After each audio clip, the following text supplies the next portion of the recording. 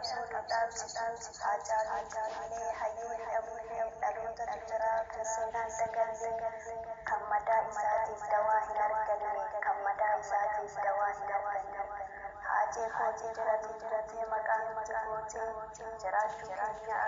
jiraachuu keenyaaf alagaan hadoodee leenci Oromoodha hundumtuu baroodee leenci Oromoodha hundumtuu baroodee.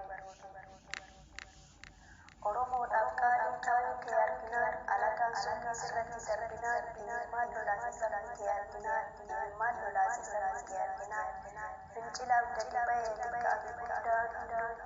na hidhaa seeni hayyuu nati qabdu mana hidha seeni hayyuu nati qabdu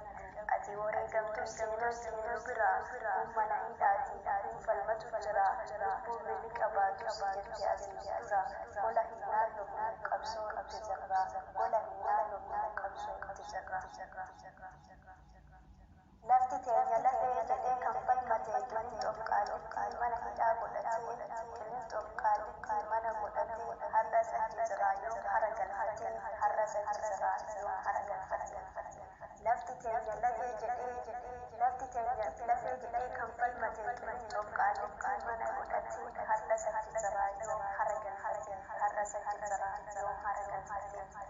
Hidhaa hin sodaadhu jedhe abbaan haqaa saba kiyyaaf taanaan boona kamuu dhaqaa Jawaar Mohammadii goota nutti goote maqaa kanaaf si jaalannaa goota dhugaadhaa kanaaf si jaalannaa goota dhugaadhaa. Hayyuun Oromoo garaaf yoom jiraate gabrummaa buqqisuuf olii gadi foolatanii kanaafuu alagaa ajjeesuuf barbaadanii kanaafuu alagaa ajjeesuuf barbaadanii. Goonni qabsoo kanaan dhufuuf deemu hayyoonni Oromoo fakkeenya nuuf haa ta'u hayyoonni Oromoo fakkeenya nuuf haa ta'u waan jawwee koo dubbachuu garaan koo hin danda'u hayyuu kompiitaraan diina nurraa dha'u kanaaf sitti duulaa gadheen barsiin ga'u kanaaf sitti duulaa gadheen barsiin ga'u waan jawwee koo dubbachuu hin danda'u